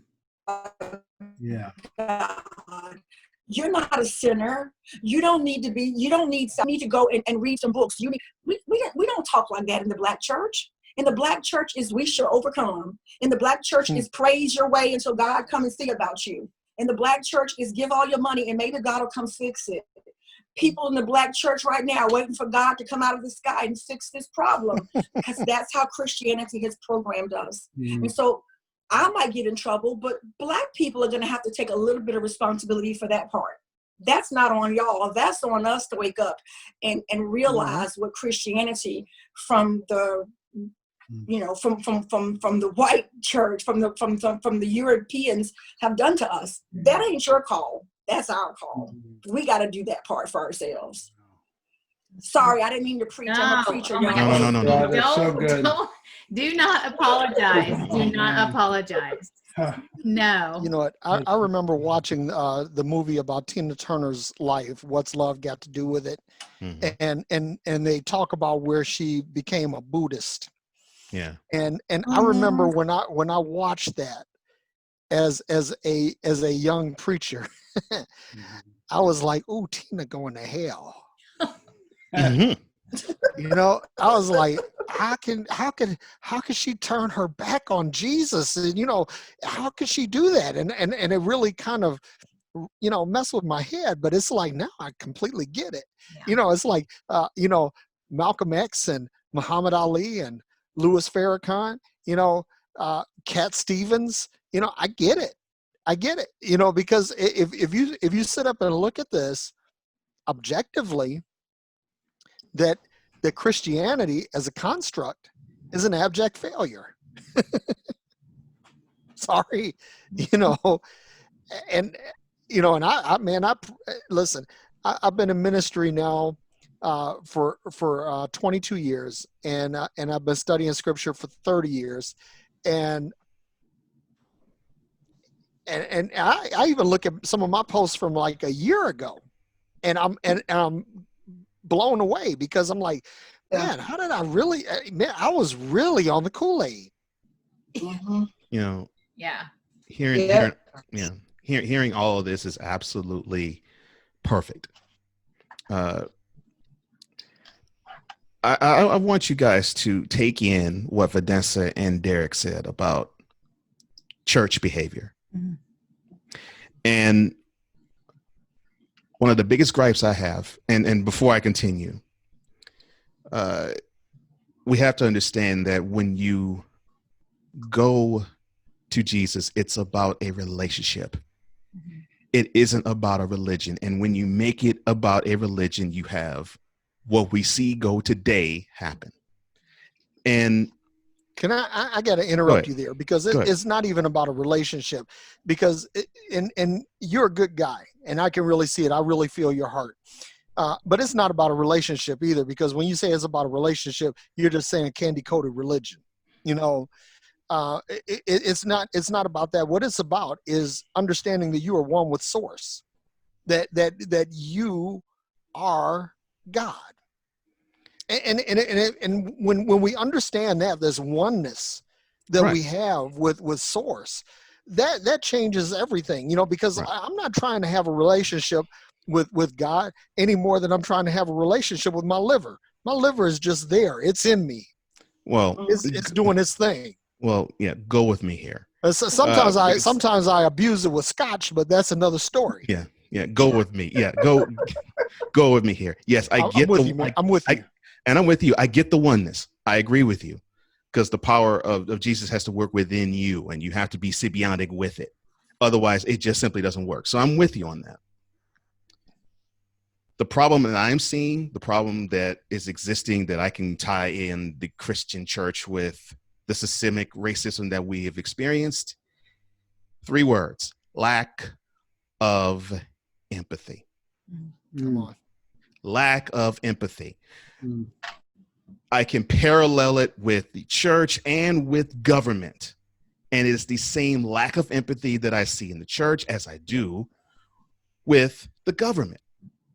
Because how is it that we see all of these scriptures about how there's this meme. I'll go with this. There's this meme where Jesus is sitting on the rock and he has children surrounding him and he has a child in his lap. And Jesus says, well, you're supposed to love everybody. And so you hear in the crowd, out in the crowd, says, well, what about gays? What about blacks? What about, I forgot another group. And so Jesus responds, did I stutter? Yeah. One of my favorites. That is what it's about. So when we suffer this indignity of being 3/5 of a person and being a buck nigger and being primed in the old days when I was a slave to be physically strong but psychologically weak, because I was whipped and beaten and brutalized almost to death because I did not obey the slave master correctly. And you hear these stories passed down from generation to generation, and you see the lynching be different. It's not a guy on a plantation holding a whip. It's a police officer branding iron. And you still have to deal with that. Yeah. And then you take that pain that you see every day, and you take that indignity that you feel every day, and you take the experience such as minding your own business, walking down the street, and you see 2 cops just flash a gun at you and say, freeze. And I'm not an adult yet when this happened. I'm staring down the barrel of not 1, but 2 cocked guns, and I'm looking at them, scared out of my mind. All because I fit the description.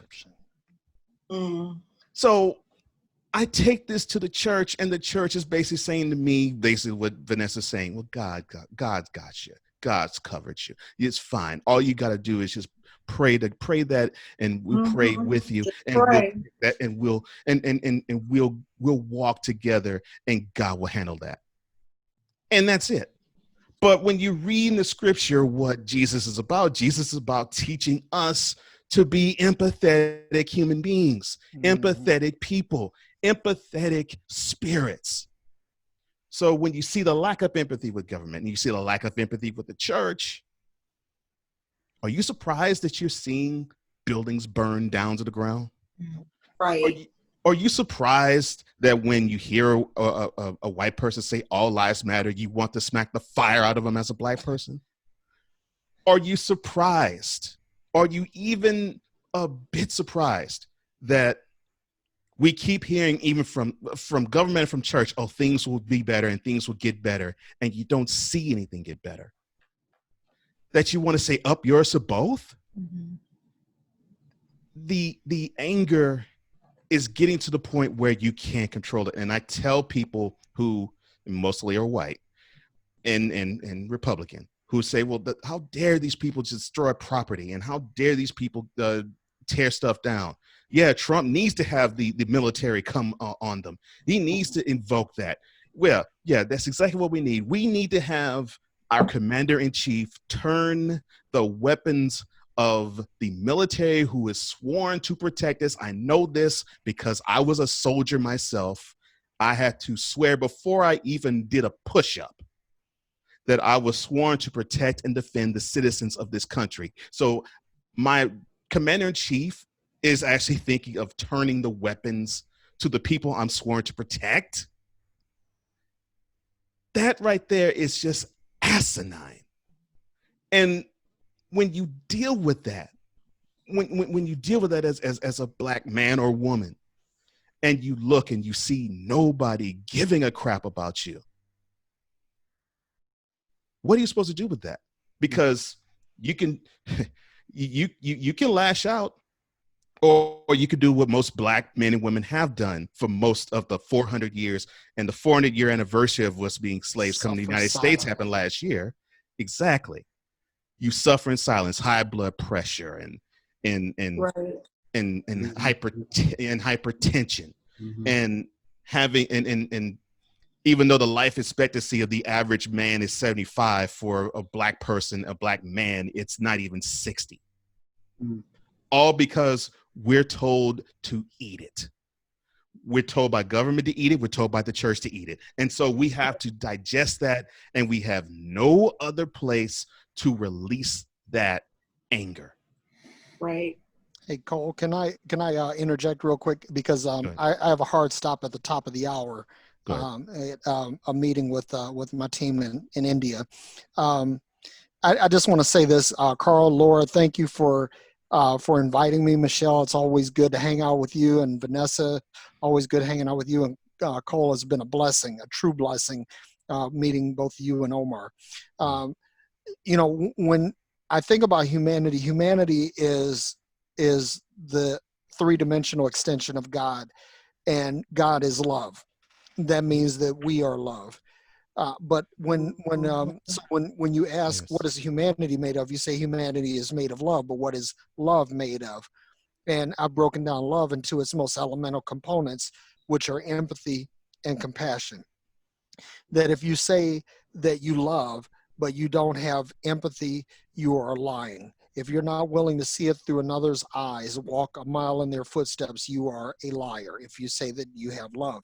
And compassion simply says, hey, I give a damn. I care.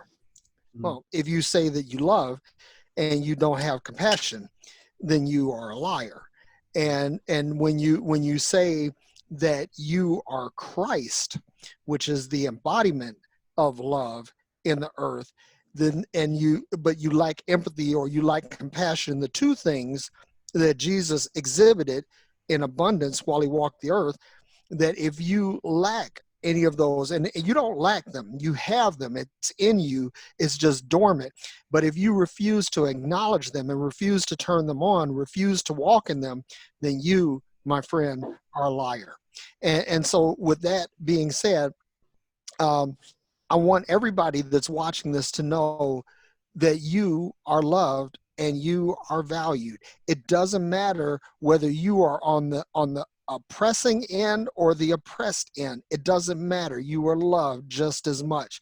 The catch is that if you're on the oppressed end, you have to understand to love yourself first. Part of the reason why oppression happens is because of a lack of self-love. So when you don't love yourself, you are willing to put others under your thumb. And so I say this to say, stop it. Love yourself. You are worthy. You are not a wretch. You are not a worm. You are not a sinner. You are not dirty. You are not filthy rags. You are beautiful, created in the image and the likeness of God.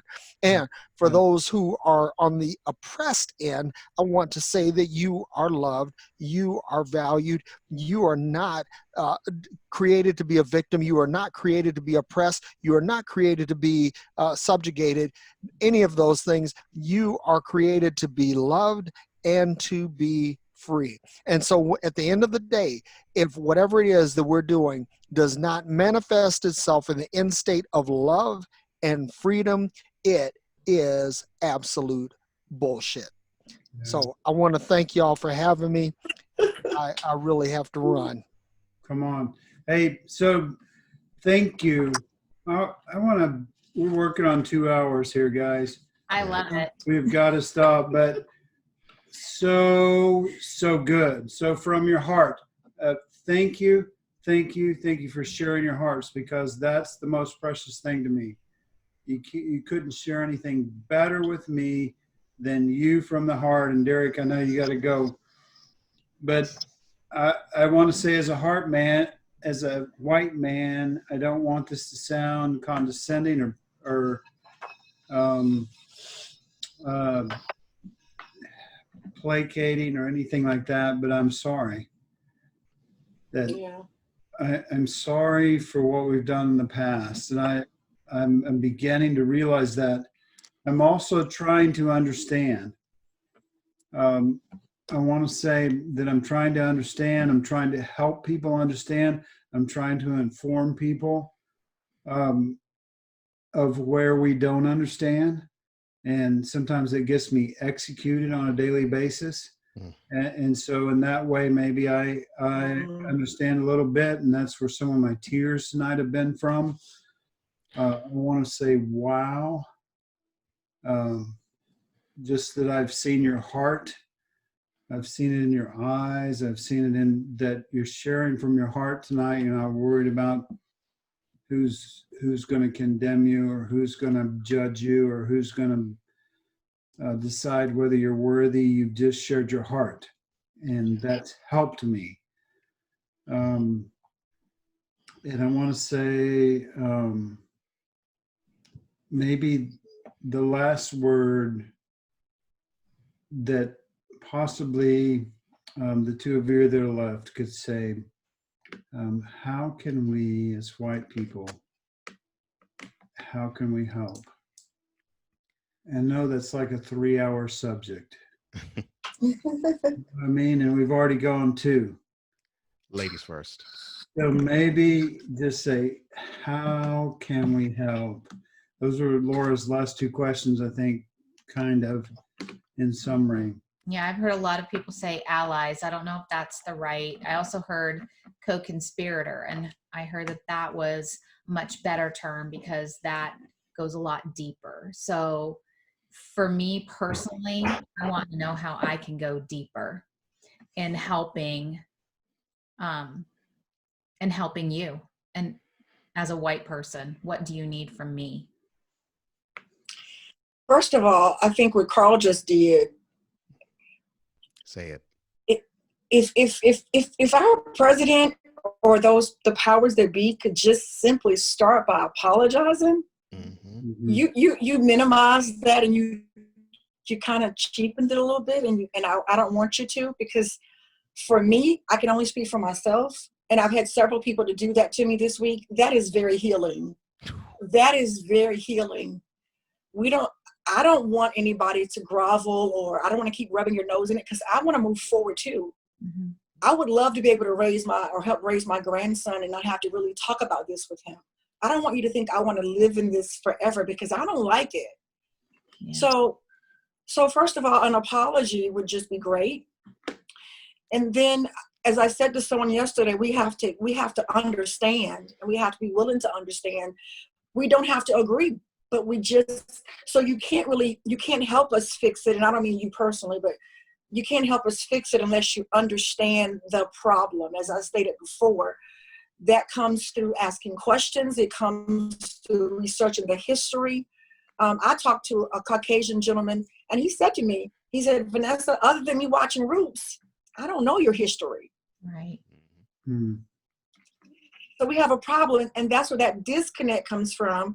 And I think that's probably what's wrong with most of white America. I don't know our history. And so I believe most white people mean to be racist. I really don't think they mean it. I mean, there's always the exception.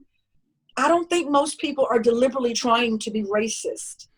I think, but because there's a lack of knowledge, they don't realize that they are committing these sort of acts of omission, as Derrick talked about. So go get the understanding. Just Google and look at our history. Look at the stuff that's hard to see. It's hard to see it, but start there, and then empathize. Not sympathize, but empathize. Put yourself there. What if your entire history was you had to talk to your daughter or your son and explain to them that your mother and your mother's mother and all the way back, 400 years back, that Black people enslaved went to Europe and brought you over here and stripped you of your rights, stripped you of your identity, stripped you of your beliefs, your spirituality, dehumanized you. What if that were you? And if people would just take a few moments to just trade places and put themselves in that position and just think about it, how would you feel? And then for a whole entire country to not want to acknowledge that. I used to be a domestic violence advocate.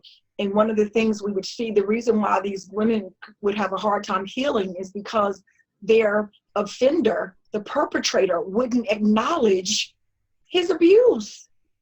He wouldn't acknowledge it. He was disconnected from it. He accused her of just making up stuff or being too sensitive, right?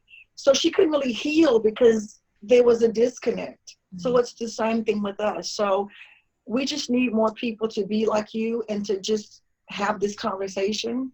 I wrote down my notes, like, make friends with people of the opposite race. That's what I'm trying to do. I have 2 Facebook pages, and on the second page, most of those people are white. And I thought we were cool until COVID-19 came, and then I realized we weren't cool, because I wanted to establish relationships with white people, because I realized that I didn't have it either. I want to know about your culture. A white couple invited me to Florida last summer to spend the week with them. It was so cool. I just want to know what white people talk about. Like, what do y'all talk about? Like, what do you guys, what do y'all like to do? We just need to have those conversations. We don't have those conversations. Right. And so because we don't know each other, there's the fear, there's the stereotype, the media keeps running the images. So the media has shown you guys that we're a bunch of thugs, and the media has shown us that you guys are a bunch of racist people. And so we're afraid of each other. But if we could have relationships and go out to dinner or invite people over to your house and just talk to us, and then the other thing is we do need leaders who all care. And so I don't know what we're going to do about that. But at some point, we need to be more involved. I know for myself, I'm not very involved with my local elections. I don't pay it any attention. I realize now that's my era. So I need to become more involved in who I'm voting for, and not just vote because they're Democrat, or not just vote because they're Republican, and not just vote because they're a woman. I need to know what the issues are. Right. So that's something else that we need to do as well, because I don't think a lot of us are knowledgeable about who we're putting in office. So those are just some basic things we can try to do to bring healing. Yeah. I'm open, and I hope that, we will heal. I believe we will. And I think we need to have more conversations. I wish more people would be on here tonight to listen. That says a lot to me. That speaks volumes. That I don't know that everybody feels the urgency, and we have to feel the urgency to fix it. Yeah. Yeah. If we were talking about Antifa, is that right? Antifa. If we were talking about that, or the Soros, or if we were talking about the QAnon or whatever, people would probably, but when we're talking about solutions, I don't know, there's got to be a desire to solve it first. Yeah. So that's my spiel. Yeah. And thank you guys for having me. I appreciate it. Oh, Thank you, Vanessa. Oh, my. Yeah. I'm reminded by a song called Night of the Living Bassheads by Public Enemy. And in the beginning of the song is a bit of a speech at the end of it. And the words go like this. We lost our religion, our culture, and our God. And many of us, by the way we act, we've even lost our minds. Those words came from a man called Malcolm Little, but we know him as Malcolm X. So I say those words to you so that you can understand when you meet someone like Vanessa or me or any other Black person that you know, any of the 13, any of us that comprise of the 13% of the United States, know that you're dealing with a human being who has been stripped of everything that they know about their humanity. Right. Know that as soon as you see that person, know that. And if you can do that, that means that you're tapping to the very first thing, which is empathy. Mm. Dig within yourself. If you were to have that same situation happen to you, if you were to be brought from one land to another and it was not your call to do it, you were forcibly moved from one land to another, and what you were called, you're not going to be called that anymore, and you're going to be beaten to be called something else. Mm-hmm. How would you feel? And know that that stain of 400 years is with us today. Mm-hmm. Just to be completely honest, the last names that both Vanessa and I carry, those come from slave owners, right? Not our family's heritage. Those are slave owners' last names. So if you can dig deep within how insidious, how evil, how vile this all is, then you can understand that this is more than just seeing a Black person who's upset. Another Public Enemy quote that I remember is this: you talk about me being hostile. I think I have a right to be hostile because my people are being persecuted. If you could dig within yourself and get the empathy aspect, that's the first thing. The second thing is you must continue to learn. Not necessarily, my personal history or Vanessa's or Derrick's or Omar's. Just continue to learn history of Black civilization and Black people. Right. And so that you can understand the dynamic power that our culture has, because your culture has dynamic power and we have to celebrate that. And I love celebrating other cultures. Why can't you all celebrate ours? And when we can actually get into the mode of celebrating humanity, that takes care of a lot of those problems. And it leads us to the very last thing. Carl, I'm going to say this to you. I celebrated my 47th birthday a month and a half ago. And your apology to me, not necessarily to me personally, but to me as a Black man, and the Black race or the Black culture and community is the most important thing I've ever heard a white person ever do for me. Right. Period. Because I have white friends, known them for over 3 decades even, and none of them did what you did here. So number 3, yes, I know you all weren't slave owners. I know you, Laura, you, Carl, you, Michelle. I know you all weren't slave owners. I know you don't want to have anything to do with slavery. I know that. I know your hearts. I've known Carl for a while. And just meeting you, Laura, and meeting you, Michelle, for the first time tonight, I know you all don't have that type of heart.